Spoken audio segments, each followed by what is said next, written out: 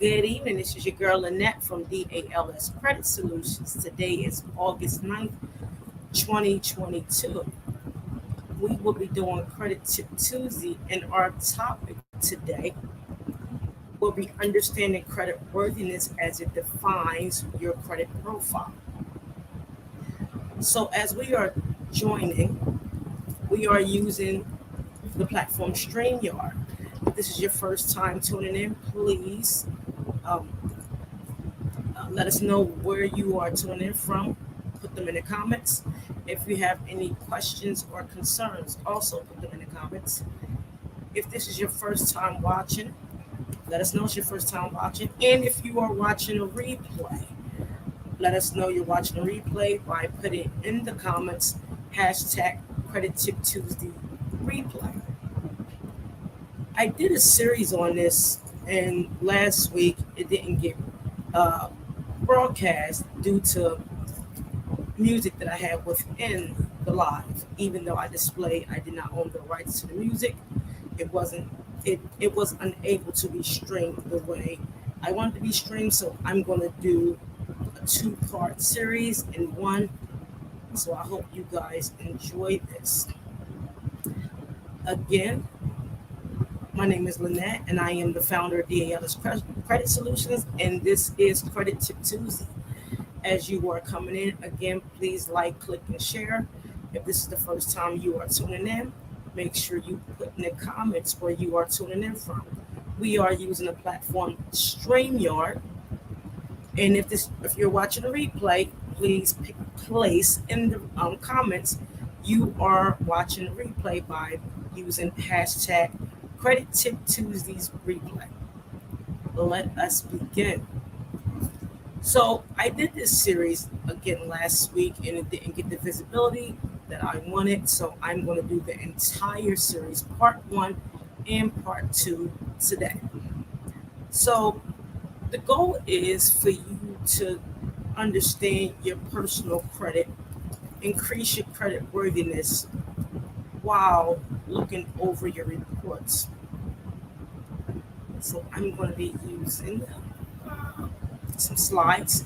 If you want a copy of the slides, put your email in the comments and I will send them directly to you. So I'm going to introduce this as if you never looked at your credit report one day in your life. I know I've educated for over 2 years regarding credit and its dynamics, but I want to have everyone look at this as if they never saw their credit reports. I'm also going to put in the comments, again, if you have questions, let me know. So when you're reviewing your credit score, there are several credit reporting agencies, and the reporting agencies are no more than a storehouse that reports patterns, trending data of who you are. As they collect information from different areas, they report this on your credit profiles.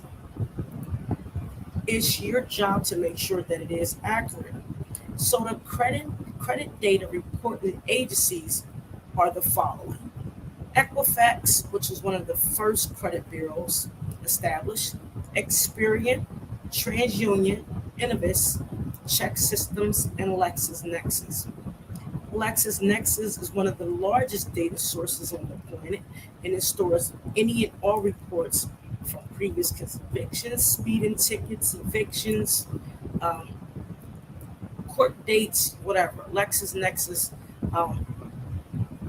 displays this. They also give a visibility on who your neighbors are, who you've been in contact with. So again, LexisNexis is the largest data source in the United States, and the other bureaus that are nonprofits are Equifax, Experian, TransUnion, Innovis, and Check Systems. Check Systems is a credit reporting agency that looks at the activity of your banking. So that's another report. Again, Equifax, Experian, and TransUnion are the three main data sources. Innovis is one that is used mainly to put freezes on your credit, which we don't recommend. Check systems is how they look at your activity on deposits, if you have any negative accounts, overdraft fees, things of that nature, and that's a scoring system. And LexisNexis, again, which is the largest database in the United States that holds more than the score. It holds all previous convictions, addresses, relatives, relative charges, any type of issues that you had that's not within the main credit reporting agencies. LexisNexis will have it displayed. So, as you are reviewing the credit report, you have to make sure that the data on the credit profile is accurate. As consumers, it is your responsibility, our responsibility, to know what's on your credit report. If the first thing you'll look at is your name, is your name spelled correctly? Your address, your date of birth, social security number, workplace, etc. My name is Lynette. It's spelled Lynettee. I've seen it Linneettee. I've saw it Lynneettee. So forth and so forth. Whatever's on your birth certificate, make sure it is factual on all credit reporting databases.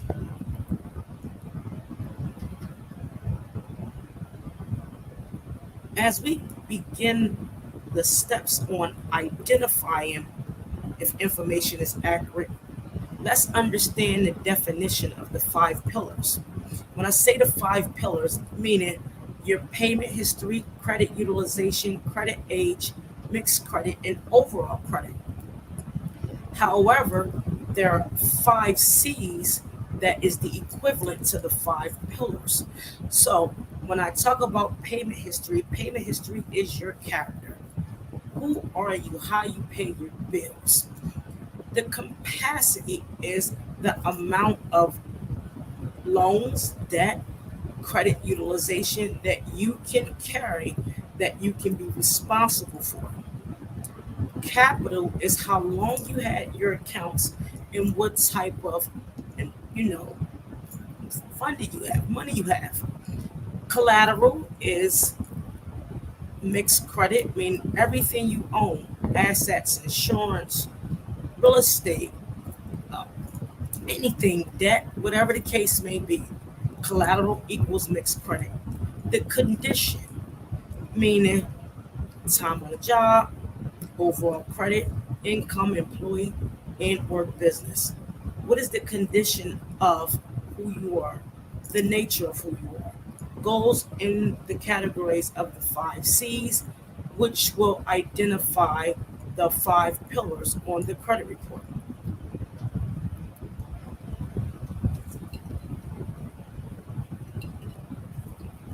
As everybody is tuning in, my name is Lynette. I'm the founder of DALS Credit Solutions. Today is August 9th, and we are doing Credit Tip Tuesday.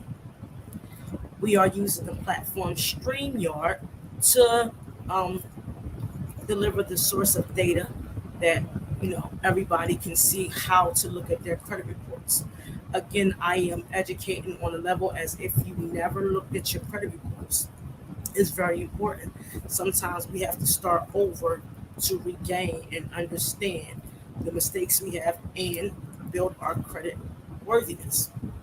If this is your first time tuning in, please place in the comments where you're tuning in from. If you are watching a replay, put in the comments hashtag Credit Tip Tuesday replay.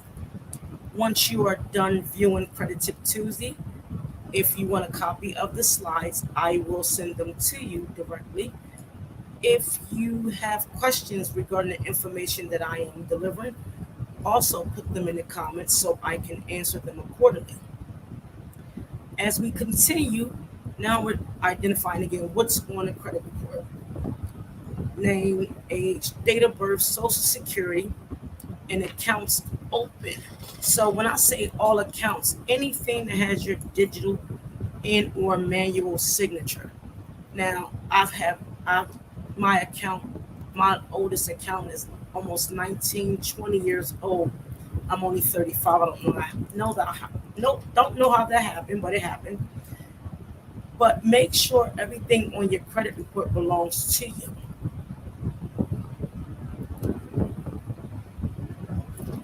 As we continue, there are two types of scoring models. We have the vintage score, which is a scoring system that would give you a higher score, not generally used with corporate lending.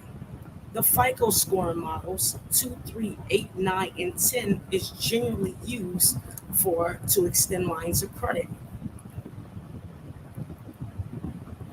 The scoring model and percentages have two different areas.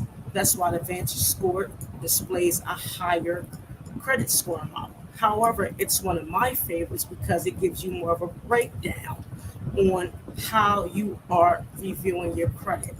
The FICO scoring system is the oldest model and it is more respected and utilized with corporate lending and, different lines of credit. With the vintage scoring system, you have payment history, which is 40%. Depth of credit is 21%. Utilization is 20%. The balance is 11%. The recent credit is 5%, and available credit is 3%.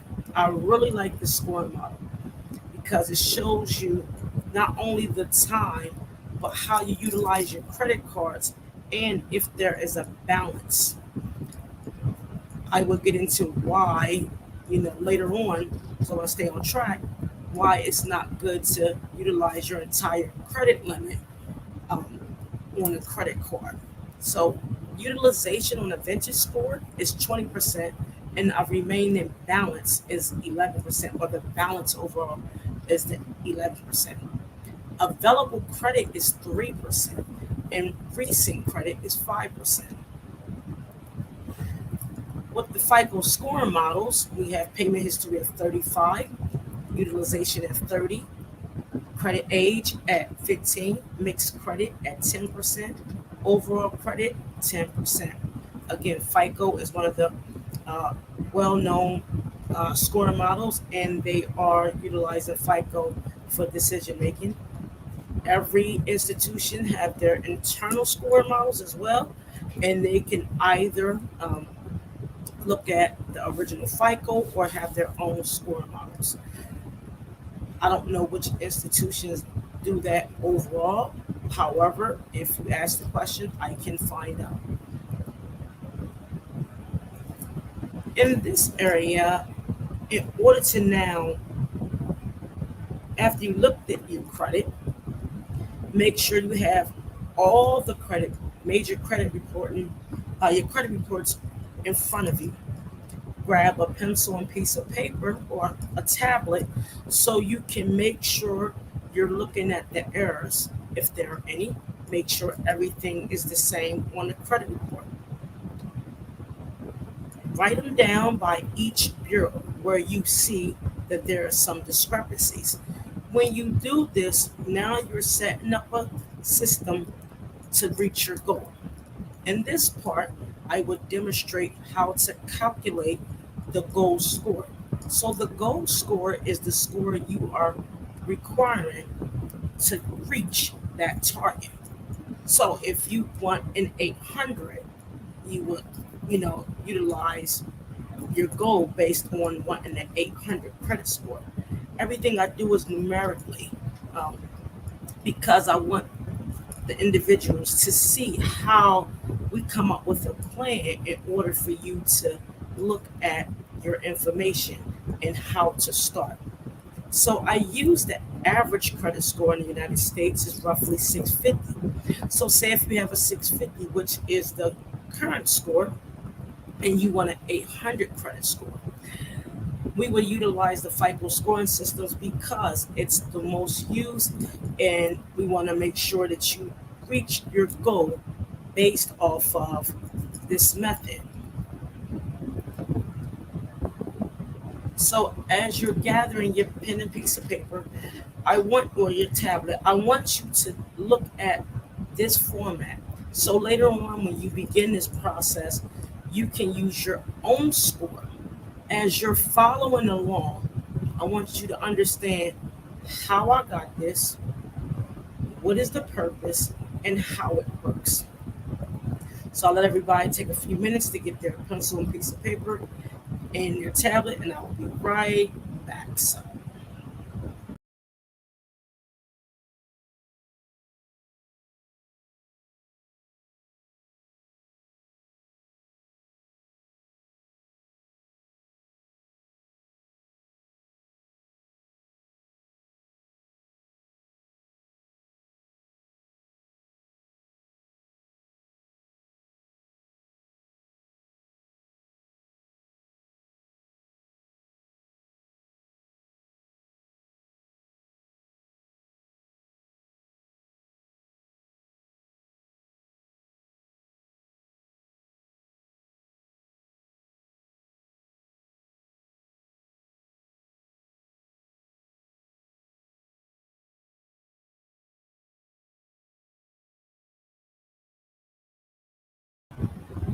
sorry about that. My mic was muted. So everybody should have had time to get their tablet and pencil. Again, I want you to follow the exact numbers. So when you finish this, you'll understand how I got it, why it's effective, and this method you can utilize when you're starting your process. So again, we use the goal score at 800 and the current score at 650. So in order for you to reach your goal of 800, we're going to implement the 5 pillars on the FICO scoring system.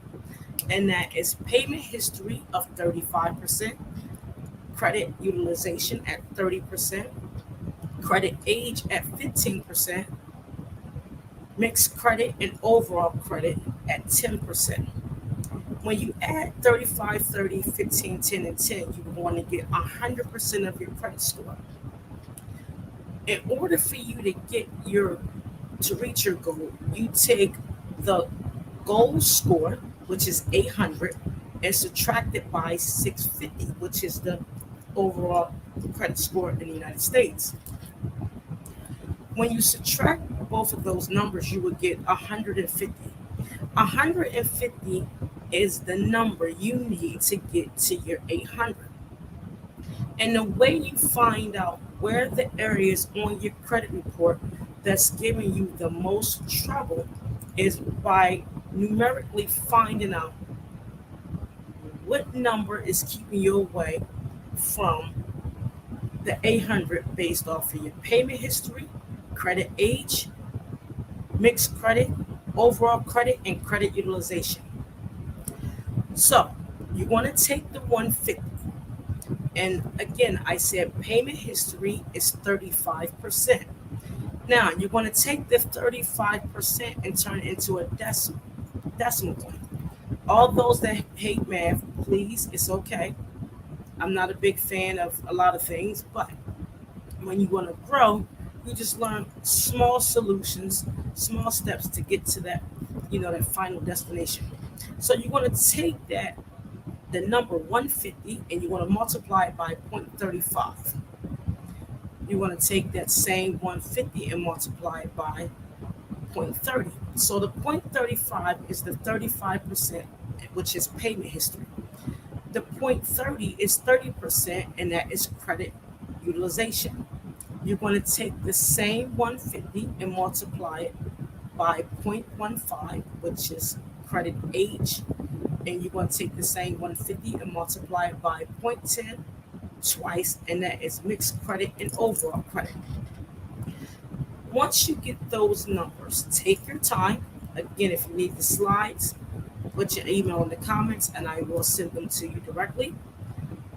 When you multiply 150 times 0.35, which is your payment history, you will know 52.5 points is the number you need to get closer to your 150. Out of the credit age, the credit utilization, You multiply 150 times 0.30, which is your credit utilization, and now there's 45 points. If you multiply 150 times 0.15, which is your credit age, that will give you 22.5 points. If you multiply 150 times 0.10 twice, it will give you 15.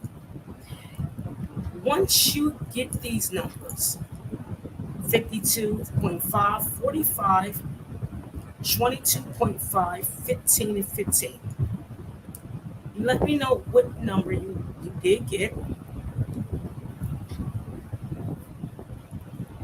If you added up the numbers, those numbers given will be the 150 points needed to reach your target goal of 800.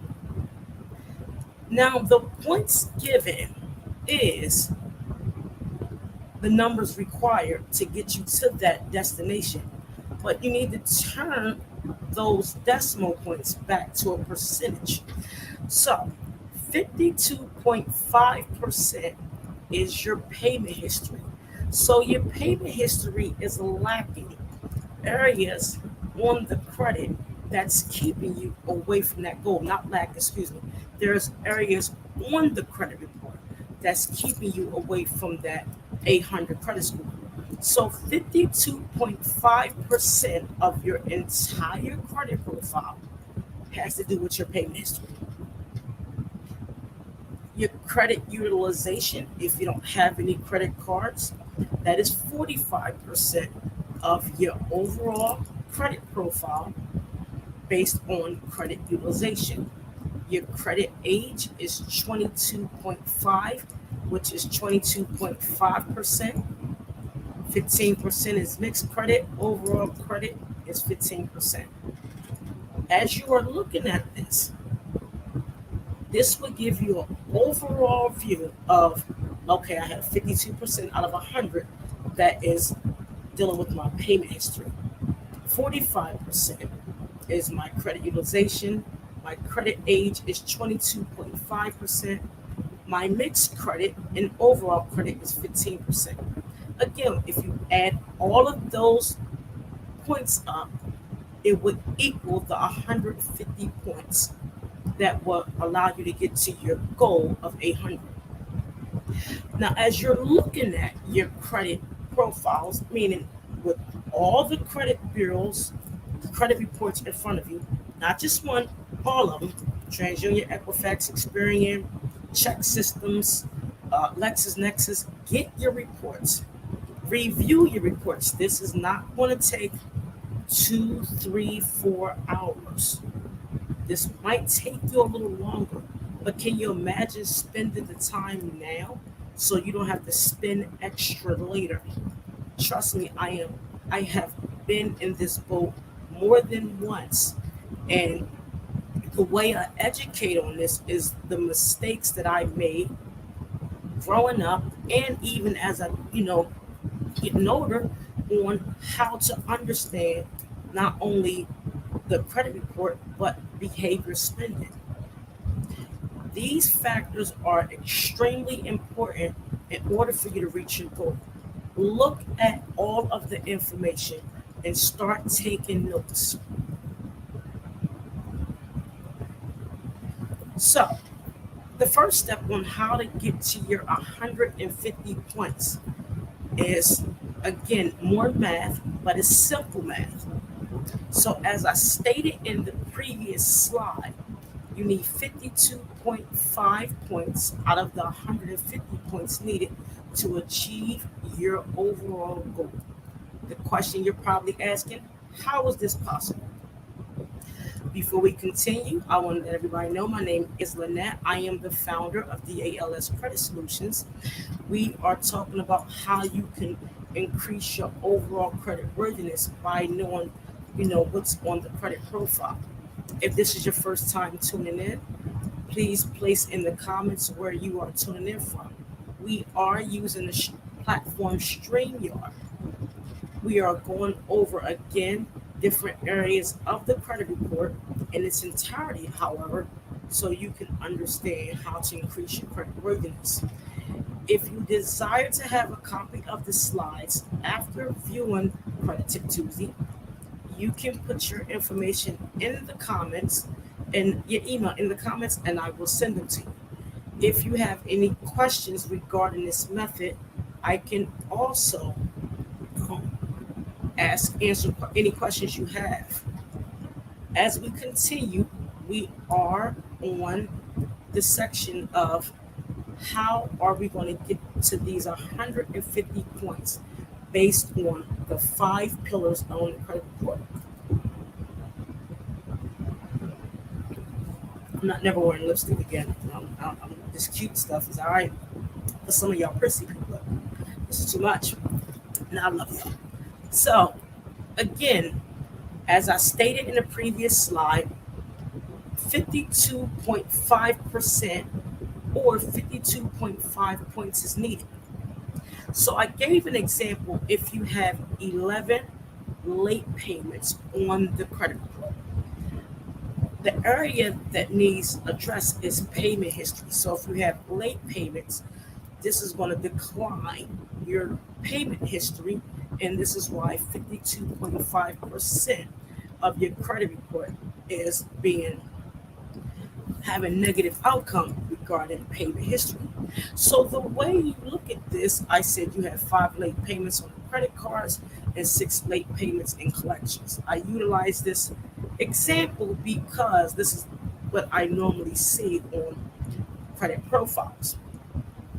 So in order for you to get to this goal, you're going to divide the 52.5 over 11. The 52.5 is the number of points divided by the number of late payments on your credit report. When you do this, every time a negative area is removed or it aged, meaning it gets older, you will gain 4.77272727 points every credit reporting cycle. This is just your payment history. Again, if you have an issue on your payment history based off of this example, the number of points needed to reach your goal is 52.5, which is 52.5% of your credit profile. Regarding payment history, the example I use, if you have 11 late payments in several areas of the credit report. So if you have 5 late payments on the credit cards, 6 late payments in collections, let's explore the math. The way I get the numbers in the points, so 52.5 divided over the number of late payments will give you every credit reporting cycle 4.77272727 points. So every time the late payment is removed or aged on the credit profile, you will gain roughly 4.77 points. To test my math, we all know division is the reciprocal of multiplication. You can add the 4.77272727 times 11, and you will get 52.5 points. Yes, I'm not good at math, by the way. Credit utilization is 45 points. So a lot of times people don't have credit cards. And if you do, if you have late payments or the account is closed, you're going to add the number of late payments on top of the number of months that it was closed by 45 or 45 over that number in order to get the number needed to reach every billing cycle. So I will repeat that. Many people don't have credit cards, but if you have credit cards and you have late payments based on this example, you're going to take the number of points that you know that you need to get to the 150 and divide it over the number of late payments within the credit card area.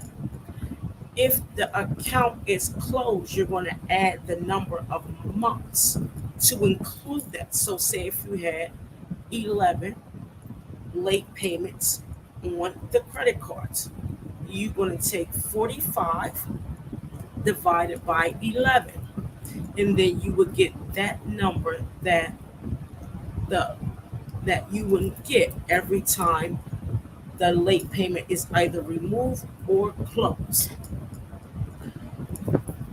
As we go through credit card utilization, you must count the number of areas late within that area of the credit card or all your credit cards. Divide that by the 45 points that's needed. Again, I gave the example 45 divided by 11, and you would get a number. And I do it with you guys. Pull out my handy dandy calculator.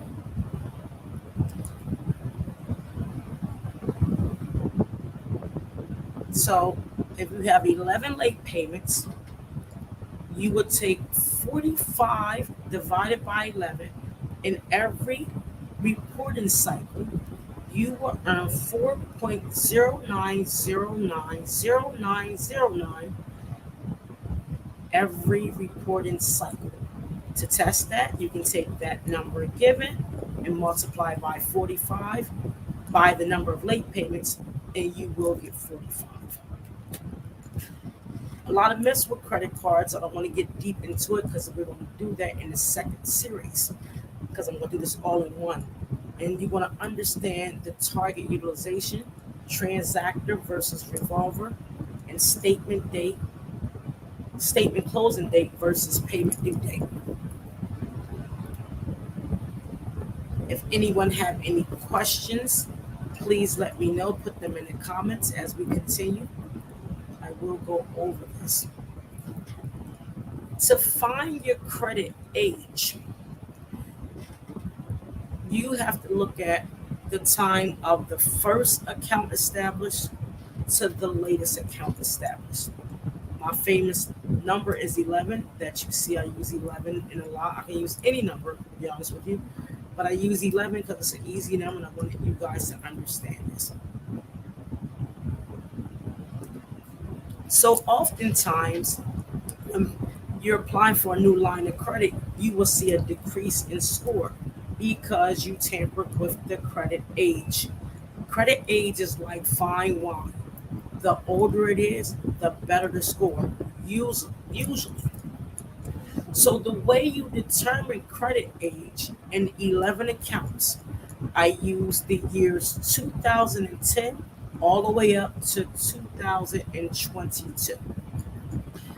The way you determine your credit age, you start with the first date of the opening of the account, and you count the number of accounts, meaning in its years. So I use very easy examples here.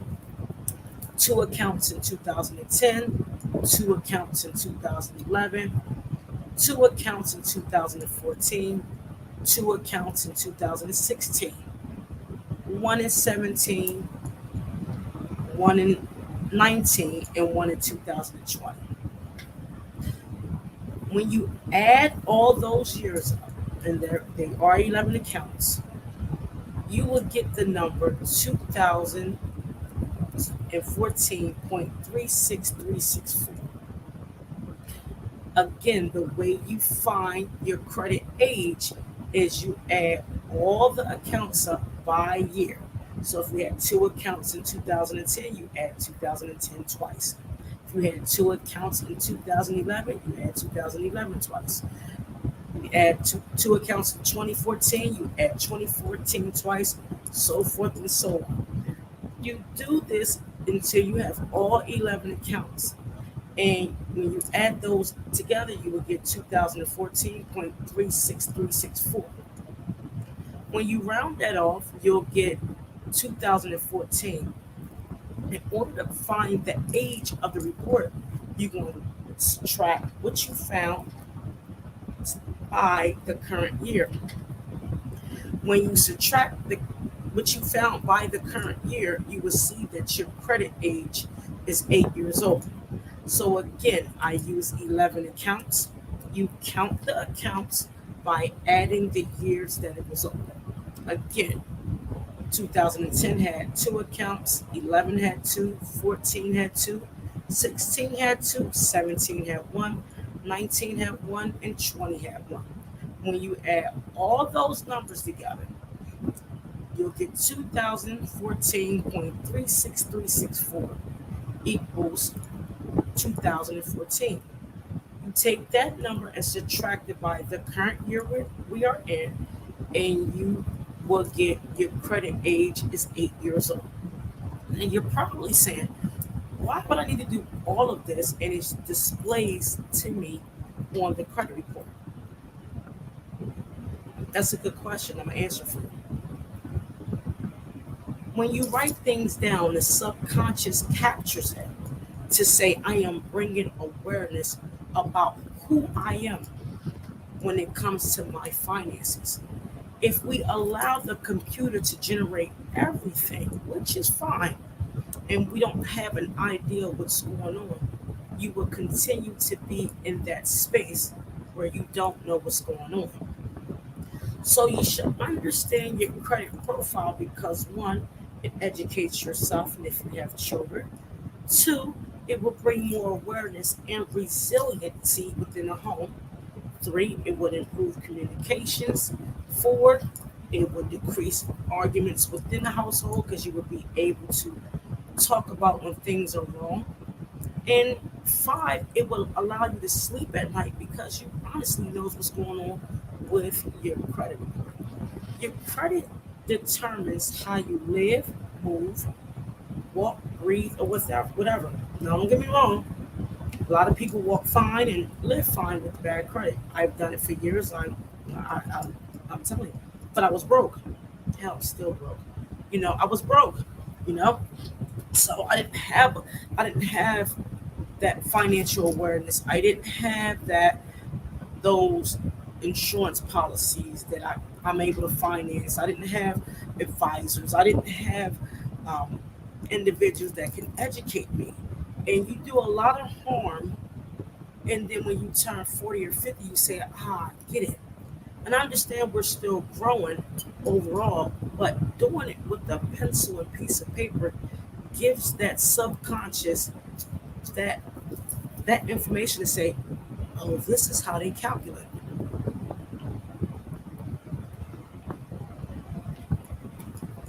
Mixed credit and overall credit is 15%, and that includes your the time on your job, time at residency, applying for lines of credit, assets will determine that 30 points. So mixed credit and overall credit is everything you are doing that as you are looking at your credit profiles, seeing if something is correct or if it's displayed um, not the same as others, you can see where the area is.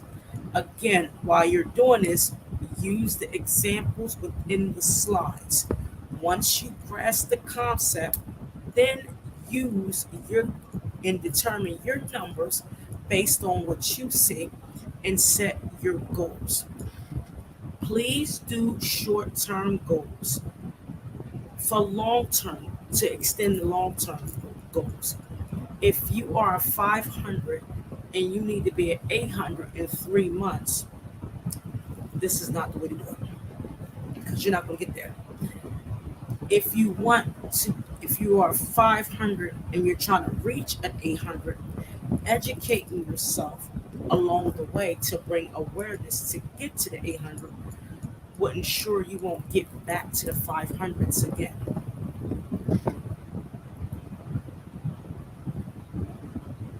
So as I prepare for section two, to give you a recap, know which credit, who are the credit bureaus, how they operate, look at your check systems, look at your LexisNexis, pull your credit reports, because it's important. If you have everything in front of you, you can now keep a dialogue on how you are going to improve overall. Set realistic goals, and it's okay if you fluctuate. You're going to go up and down like a seesaw. You're not going to always go up. You're not. Um, if as you're building, you lose a lot of points because you are growing your score. The goal is you got to lose something to gain something. And again, if you go fast, go alone. African Hebrews. If you go fast, go alone. But if you're gonna go slow, we all go together. Section 2 will allow you to understand ways to dispute. And if you want to step away, get some water, whatever the case may be, you can do so. We will return in about 2 minutes, and I'll let you shake some things off, or you can click stop and pause, and we're going to continue to keep going.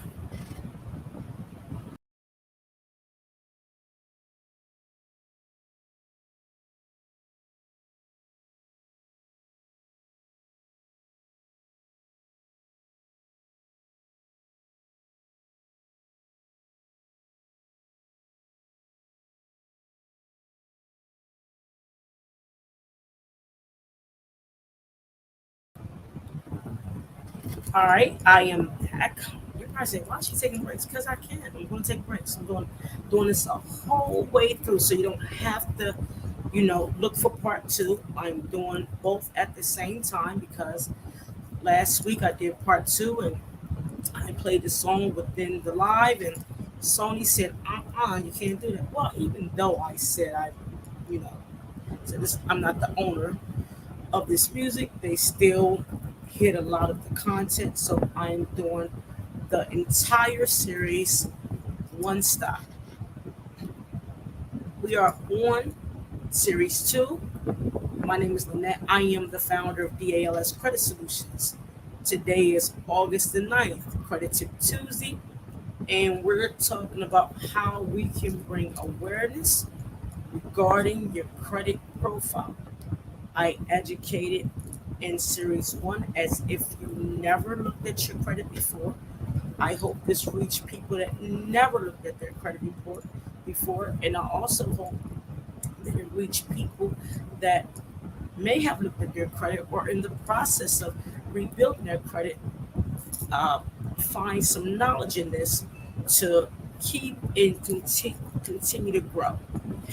We are using the platform StreamYard. If you have any questions, comments, or concerns, please place the information in the chat. Let StreamYard know who you are so I can see. I will share this throughout social media. Check out my YouTube, LinkedIn, Instagram, Facebook, of course, and my website, www.dalscreditsolutions.com. No, www.dalscredit.solutions. They're my own website. Before we begin the second series, please get your notepad out and a pencil. And we're now going to talk about how to dispute. I will read a disclaimer. All information is for educational purposes only. To grow and increase awareness, DLS Credit Solutions will not engage in any illegal activity which is not aligned with the Fair Credit Reporting Act and other federal regulators regarding credit laws. DLS Credit Solutions will not support instructions if you are in the process of removing items on the credit report associated with you by law. It is illegal to remove items on the credit report utilized during the account opening. We do not participate in purchasing trade lines from unknown sources, and we do not support credit privacy numbers, CPNs, fake social security numbers. We are now going to continue with the second series. How to read in the disputing process. Fun stuff. How to read your credit report. As I stated before, pull your credit reports from all agencies. Freecreditreports.com is a source that you can pull your credit report. However, there's a disclaimer clause in there.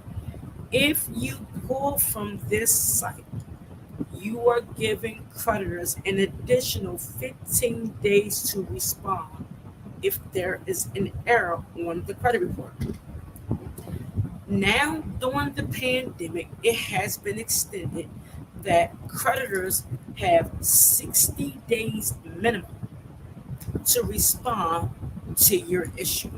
So if you pull your credit report from creditworthiness.com, you're given 75 days to respond.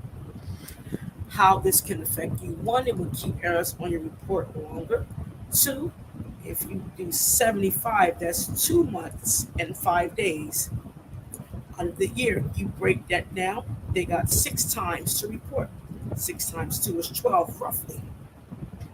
So be mindful where you get this. This is a free source. Getting your reports from MyFICO, Equifax, Experian, TransUnion. You can request them from the credit bureau, excuse me. MyFICO is a paying platform. However, it will allow you to view all your reporting. DALS Credit Solutions does not profit from any information given regarding FICO, LexisNexis, Innovis, check systems, or any other any other credit reporting agencies. So I just want to let you know, if you do go to freecreditreport.com, you will have an additional 15 days to get your reports, your information back, which would give a total of 75 days for a creditor to respond back regarding your complaint. So to recapture what I said earlier, you collect the reports, review the data, review the reports of no mistakes, keep a dialogue.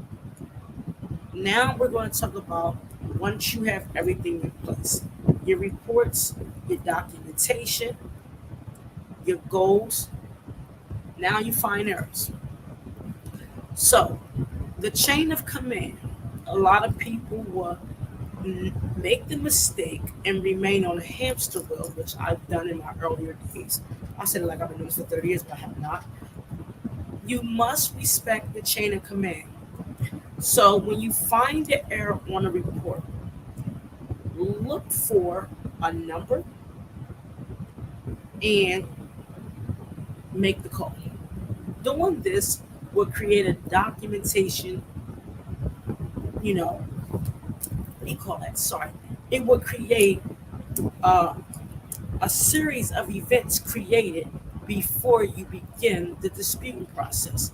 So you have to respect the chain of command. When you call the creditor regarding your report or the issue on your report, people say never give them your information. Well, how the hell are you going to find out if it belongs to you or not? You must give them your information. Call and say, hi, I am Lynette Stevenson, and I saw this collection report regarding medical on my profile. I would like to know, can you let me know who is associated with it, because all I see that is in collections. Give them your current address, because if you're not familiar, let them know. As you're creating a paper trail, this is what I couldn't get earlier, make sure you do one of three things. One, document the time you call. Two, ask who you are speaking to. And three, find out which department they work in. Because as you're documenting this, you're time stamping that I made this call on this date, on this at this time. Once you verify who you are, you then say, where did it come from? If they say, well, we bought it from an unknown source, I'm not familiar with this. They're going to ask, so are you saying it's not yours? I'm saying, basically, where who you said it came from, it doesn't have any, I don't have an idea who that came from. Is this the original creditor? If they say yes, it is, say thank you, but I'm going to have to dispute this because I'm not familiar with the main source. In the call, you do this for every account on your credit report. Many people will make the mistake and go to straight disputing because I've done it, and then you'll say, "Did you contact the credit report, the creditor?" And you say yes. They can check to see if you call because it's public. They can check. So please make the call, respect the chain of command. Once you have all your documentation and you created this paper trail, you begin to dispute anything you did not agree with. You do not send the information to the credit bureaus. Many people dispute on at the credit bureaus. I did at one time. I had very little success doing that.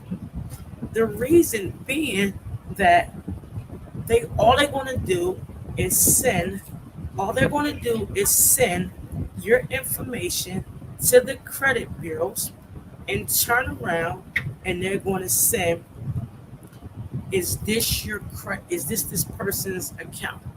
They're not going to do a full verification. This verification is going to be a 3 to 4 digit e-Oscar code. Again, I used to dispute with the credit bureaus. It does nothing for me. I have nothing against those that do it. To me, the process is just way too long, and all you're doing is sending money, sending certified letters, and only thing they're going to do is stamp them. You're never going to get a real signature, and you're going to remain on this hamster wheel. Send the letter, sending your information and your concerns to the people who regulate that agency is where you get the best results at. So in order for you to do this, you cut the middleman because you respected the chain of command. You already made contact with the creditor. The creditor already told you, hey, this is where we got this from. You already made the creditor aware that I'm not familiar with the source. So if you send the dispute to the credit bureaus and you already spoke to the creditor who the credit bureaus is going to send the information to, the responses you're going to get on the credit bureau, the return is verified. So you already did step one. Don't go back through step one to get back to the same place you started at. It doesn't make sense. Again, I have nothing against those who dispute with the credit bureaus. If you had success, excellent. I have very little success because the process costs more money sending out all these certified letters, and all you're going to get is the same response that you got on the phone when you spoke to the actual person. As we continue, we will now begin the process of disputing. If this is your first time tuning in, welcome. My name is Lynette. I am the founder of DALS Credit Solutions. We are talking about how to read and dispute on the credit with the credit reports. This is the second series. If you want a copy of the slides, please put your information inside the comment section. We are using the platform StreamYard. Let's continue. Now, a lot of people are going to get fussy about this, but do not, and I mean do not, take letters off the internet to dispute, because those letters are not only sent from the credit bureaus, a lot of the information within the laws on those letters, you have no idea what they mean. And I say that because 90% of the people that are disputing have no idea what 15 UC, 16 UC, credit consumer laws, Consumer Financial Protection Bureau laws, OCC, Comptroller of Currency laws, banking laws. These are the laws that creditors must regulate and adhere to ensure they remain in compliance to the consumer. So when you hear about send the letters, these DIY letters, buy your letters, get them off the internet letters, put a word wrong or make it sound like you don't know what you're talking about letters, make it grammatically correct letters, what you should. Um, do these demand letters, and I'm telling you, it's going to put you on a hamster wheel. A lot of the laws that are mentioned within these letters, the average consumer have no idea what it means. So when you hear 15 UC, the law itself is about 50 pages. So if somebody's going to give you a small section, you better read the entire section because there's a lot of clauses and a lot of underlying segments and attachments with the laws from section 1 all the way down to section C. Z. The reason I know because I read these laws. I know these laws. And you have to understand if it's something that kept you from paying that bill or you was in a situation that you were unable to make those payments, create the document on the site with the federal regulators to make sure the creditors did everything they're supposed to by law to ensure you don't have a risk, meaning negative credit reporting, stress on income. All these areas are very important. As we continue to dispute, please be honest. Do not remove anything that belongs to you. Don't try it. It doesn't make sense because there are so many ways that a fraud alert can be displayed on your report and you don't know it's a fraud alert. Consumer does not agree. That's a notation of a fraud. Consumer disputed but still doesn't agree. Fraud alert. You're saying you don't agree and it's not yours. So when you look at the numerical factor of your credit report, the number is just not telling you that you're credit worthy or not. It's the notation within the credit report. Please be mindful when you dispute. Keep a paper trail and be honest. Is this my item on my report? So many people encounter issues when they remove addresses that used to belong to them or they don't live there no more. Um, Actual inquiries that you apply for, and then when you become credit worthiness, you're like, why couldn't I get an American Express card? Because you disputed it when you was at a lower limit. So now they have you on the list, and you're unable to obtain those benefits because you apply for something, and now you want it because you're not able to get it. So please be honest with yourself as you're looking at your reports. Do not remove nothing that belongs to you. One is against the law. Two, you can create more harm than good. Three, you can get blackballed. And four, it can be more brutal to your credit report. A lot of people say, I've been a 599 or 600 for 8 years, and I look at their credit report and the notation says it all. Credit consumer disputed this. This is what happened. The consumer disputed this. This is what happened. You're creating a risk to never increase your credit worthiness.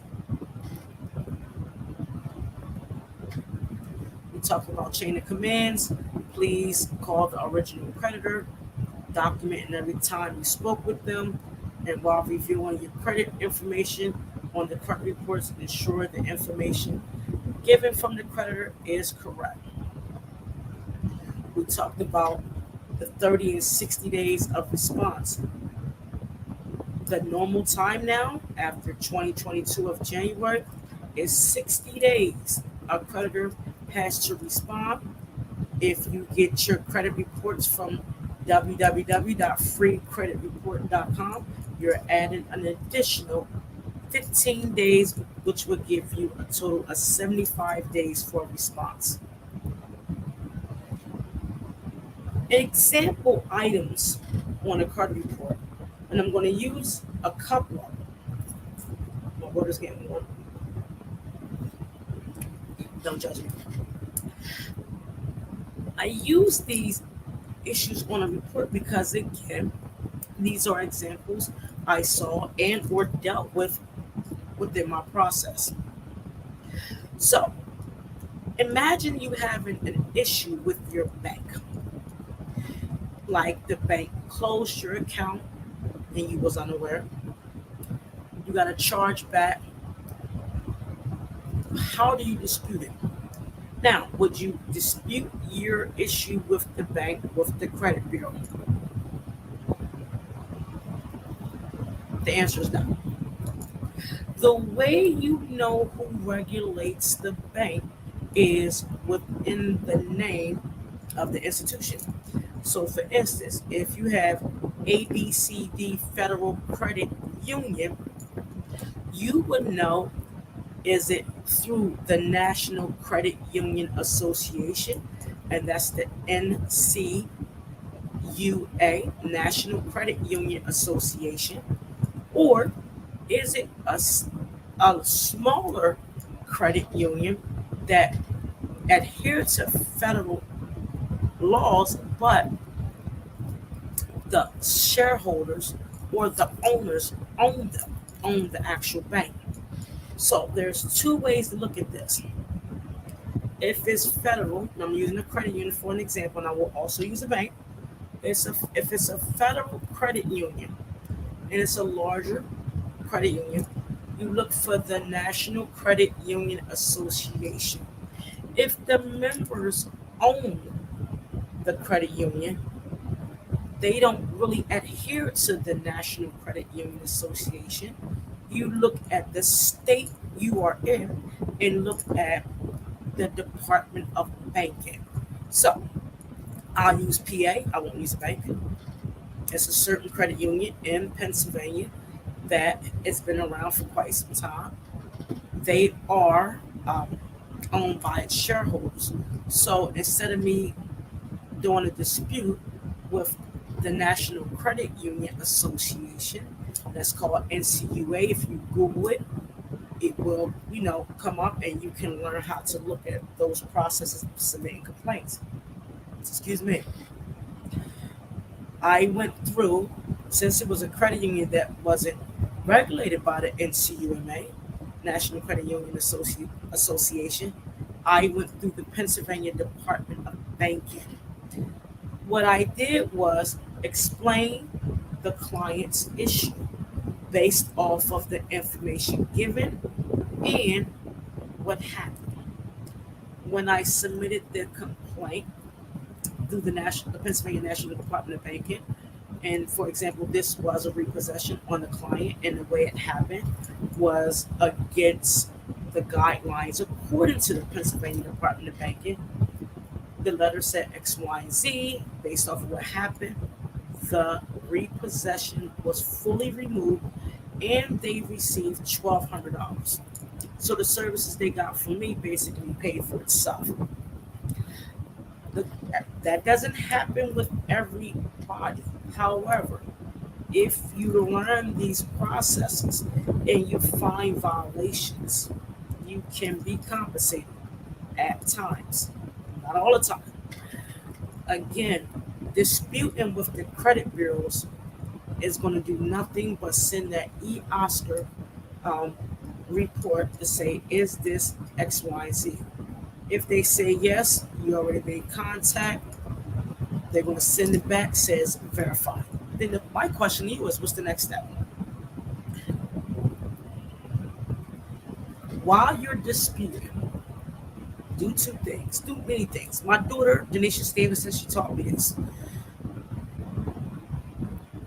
Purchase a planner. A planner can save your life because it brings awareness of what you need to do, how you're doing it, and what needs to be done next. Be honest with your spending.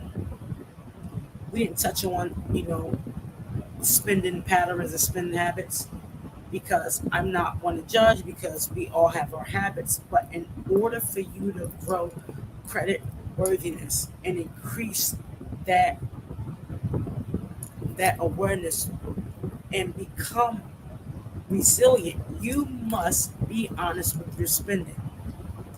If you have debt and it belongs to you, pay it. I know many times people say, oh, paying a collection, it's not worth it. Okay, leave it on there and it's not going to be worth it. So if you pay a collection, ask it for it to be removed and then use the steps that I mentioned before. Be honest with your spending and become aware of your spending. Pay off your debt if you got to do a little at a time. Contact current creditors regarding your debt. If you are unable to pay something, please talk to your creditor. I've made the mistake many times in my life. Feel as though it will go away. No, the hell it won't. It will smack you so far in your forehead, their company will come on there. Please, if you're unable to pay a bill or have issues that you got to pay your credit card debt and it's not there at the moment, please communicate. It's very important.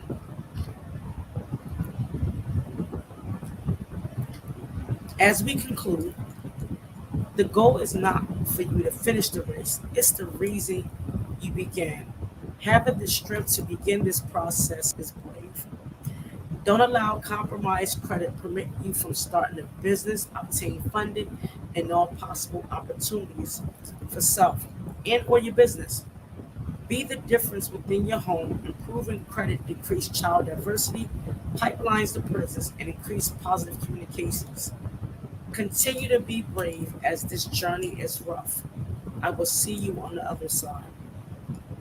I love you guys. I thank everyone who tuned in to watch this. I hope that I sow into you that it will make a change because so much is going on in this world that we have to be aware that things are disappearing.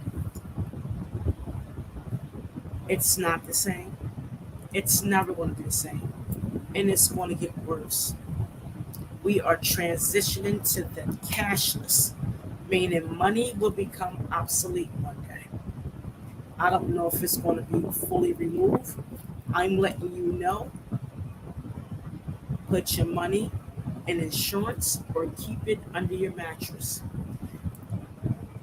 Obtain credit, learn how to understand money and finances because we're coming into a season that the shelves are empty. We're coming to a season where we're scraping pennies and quarters and dimes. We're coming to a season where it's taking longer for payments to be made on businesses. We're coming to a season that things are slowing down. Be prepared for this upcoming season as if your life depends on it. I'm saying that from the bottom of my heart because I see things that many others do not. And I'm saying this to you to not gain business, but to sow into you to let you know, start this journey now. And I mean start it. Use the information given in order to grow. If you are a small business, get away from the cash flow and go towards accrual. I can't even say the word accrual, excuse me, because cash flows will give you a higher amount. but accruals will give you a stronger return. Understand your financial profiles, understand how you're going to do business. Make sure you are pricing accordingly. It all begins with your personal credit. I'm telling y'all what I know. I felt many times with my credit. I felt many times with my finances. I am very transparent when it comes to me. I had more items on my credit than wig strands in my hair. This process that I'm educating you on, I went through the same journey. It took me 5 years because this is a trial and error for me. The reason I can execute on this because the numerical factors within this content will give you the actual data to grow your credit score. DALS Credit Solutions is very proud that we do not use software to mask the situation. We bring education and awareness to improve the situation. We are proud we are different, and we are thankful that we have individuals like yourself. Please share this content with others. I cannot reach everyone. The individuals that also do credit cannot reach everyone. Be a service and click and share. Don't have to sow into. You don't have to sell your business if you don't sow into it. I love you guys. Again, if you have any question, place your comments in the chat. We are using StreamYard as the platform. If you want the slides, put your email in the chat so I can send you the slides. If you want the recording, I will be nice and send it to you. I don't know if it's going to download because we're on an hour and 12 minutes. Or please go to my Facebook page and look at the videos. You can go and view all videos back from 2020. I don't delete my data because it's public and everybody cannot afford services. Please be mindful and do it yourself if you are able to. I have many clients um, done it themselves and they are very successful. Shout out to Veronica Lent and Candace. She's from down south. I remember my first time with Candace. She came on my credit tip Tuesday, and she asked so many questions. She improved her score in 1 year. She had one consultation, and 1 year later, she bought her house. It's the consistency that will allow you to grow. So don't be afraid. Don't fall off. Don't be afraid to fail and get to the other side. I conclude by saying God bless you all. I love you. I will see you next Tuesday and have a wonderful day.